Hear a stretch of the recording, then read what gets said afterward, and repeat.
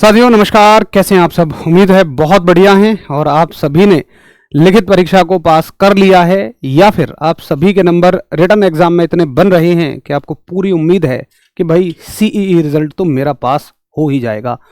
आप सभी की अब सिर्फ दो चिंताएं रह गई हैं।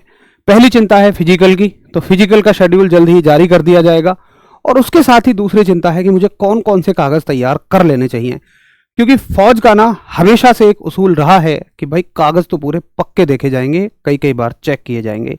तो अच्छे से सभी अपने ये दस्तावेज जो मैं आपको बताने जा रहा हूं बढ़िया तरीके से तैयार कर लो।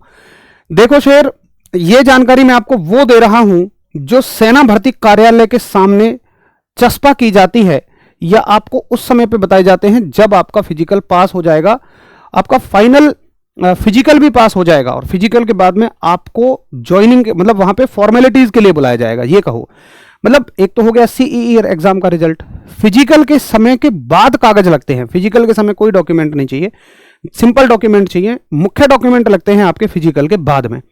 तो फिजिकल के बाद में जो आपको लिस्ट दी जाती है ना, ये मैं आपको वो बता रहा हूं। नोटिफिकेशन में भी वैसे तो क्लियर लिखे होते हैं कागज, लेकिन सबसे ज्यादा मेन तो यही हो गई जो सीधी सेना भर्ती कार्यालय में आपसे मांगे जाते हैं कि भाई ये कागज हमें लाके दे दो। तो एक एक कागज को बहुत ध्यान से समझो और अगर कोई कागज नहीं है ना तो उसे अभी बनवा लो। कुछ कागज ऐसे हैं जो पहले ही बनवाने होते हैं, कुछ कागज ऐसे हैं जो उसी समय पे बनवाने होते हैं, वो भी मैं आपको बताता चलूंगा। देखो ये तो डिटेल ऑफ कैंडिडेट, ये तो आपको वहीं एक फॉर्म दिया जाएगा, उसमें आप भर दोगे, एड्रेस अपना भर दोगे, कोई दिक्कत नहीं है। इसके लिए कोई कागज नहीं बनवाना। 5वीं क्लास की मार्कशीट, 8वीं क्लास की, 10वीं क्लास की मार्कशीट, 5वीं और 8वीं की शायद सबके पास होंगी नहीं, लेकिन ट्रेड्समैन 8th वाले साथियों को जरूर चाहिए, बाकी किसी को नहीं चाहिए। 10वीं और 12वीं की मार्कशीट सभी के लिए कंपलसरी है जिन्होंने फॉर्म भरते समय 12वीं की डिटेल लगाई है। अगर आपने जैसे जीडी दिया है तो 10वीं की ही काफी है, बट अगर आपने वहां एक्स्ट्रा में लिख दी है 12वीं की तो फिर 12वीं की मार्कशीट आपके पास होगी ही। आपने अगर 12वीं योग्यता से ही फॉर्म भरा है तब तो कंपलसरी आपको 12वीं की मार्कशीट लेकर ही जानी है।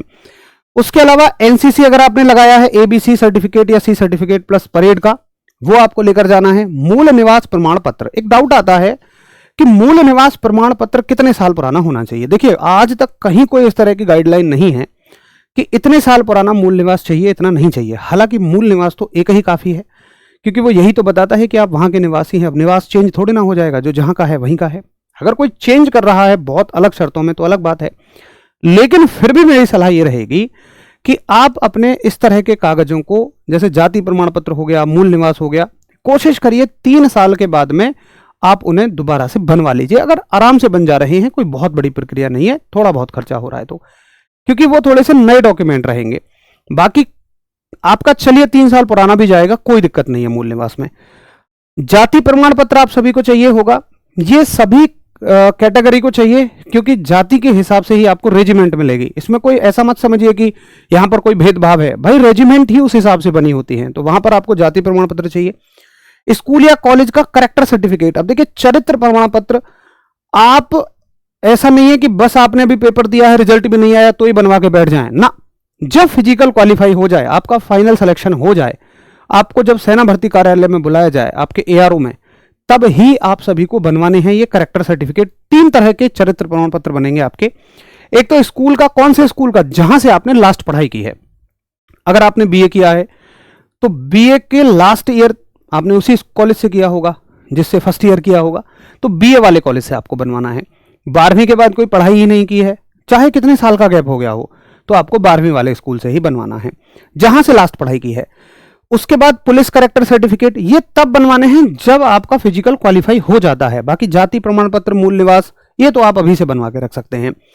उसके बाद अगर आपके ऊपर कोई एफआईआर वगैरह थी, ये बहुत एक बड़ा डाउट होता है, तो अगर आपके पास कोई एफआईआर थी और वो समाप्त हो चुका है, आप बरी कर दिए गए थे, आपके ऊपर कोई भी कार्यवाही नहीं हुई, तो उसका एक कागज मिलता है कोर्ट सेटलमेंट मेमो, वो आपको चाहिए होगा। उसके बाद चरित्र अथवा पूर्व जांच प्रमाण पत्र साइंड बाय द सरपंच। एक आपको आपके गांव के प्रधान जी, सरपंच, अगर आपके गांव में प्राधिकरण है, प्राधिकरण के अंडर आपका गांव आता है, तो प्राधिकरण से जाके आपको एक करेक्टर सर्टिफिकेट बनवाना है, लेकिन ये बाद में बनवाना है क्योंकि इसकी वैलिडिटी ही 6 महीने होती है।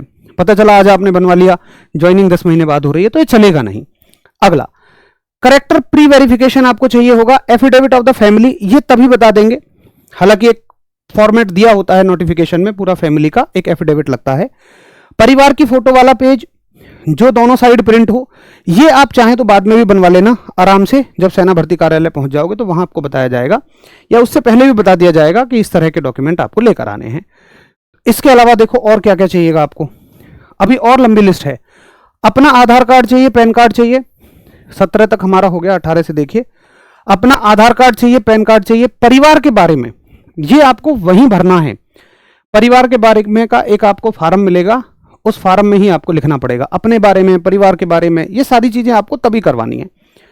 मैरिड अनमैरिड सर्टिफिकेट ये भैया अभी से बनवा लेना, विवाहित और अविवाहित का प्रमाण पत्र, और इसमें तो अविवाहित ही जा सकते हैं। शपथ पत्र, शपथ पत्र का प्रारूप जो है वो नोटिफिकेशन के नीचे दिया हुआ है, एफिडेविट कीजिए मैं अपनी मर्जी से सेना ज्वाइन कर रहा हूं।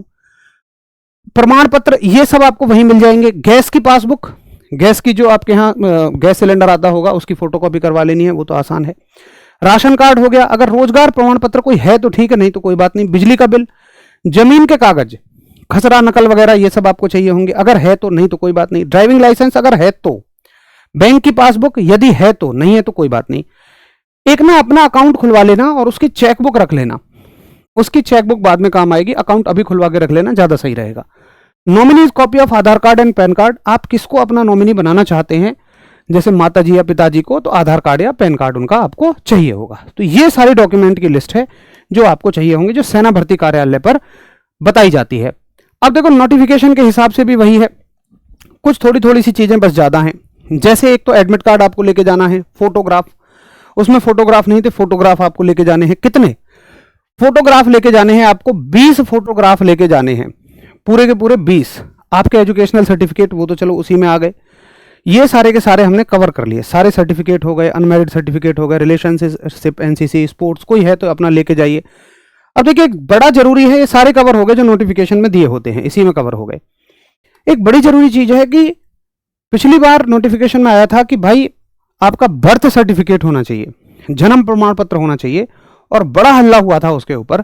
मैं आपको बता दूं कि जो कर्नल साहब हैं सेना भर्ती कार्यालय में, जो भर्ती के निदेशक होते हैं, उन्होंने इसके थोड़ा सा रिलैक्स कर दिया था कि भाई जिसके पास है वो बनवा लो, जिसके पास नहीं है तो चल जाएगा, लेकिन सेफ आप रहोगे, अगर बन जाए तो आराम से बनवा लो। बहुत ज्यादा इसमें कोई बड़ा खर्चा नहीं है, आपका बहुत आराम से जाकर के बन जाएगा, लेकिन तब ज्यादा जल्दबाजी हो जाएगी।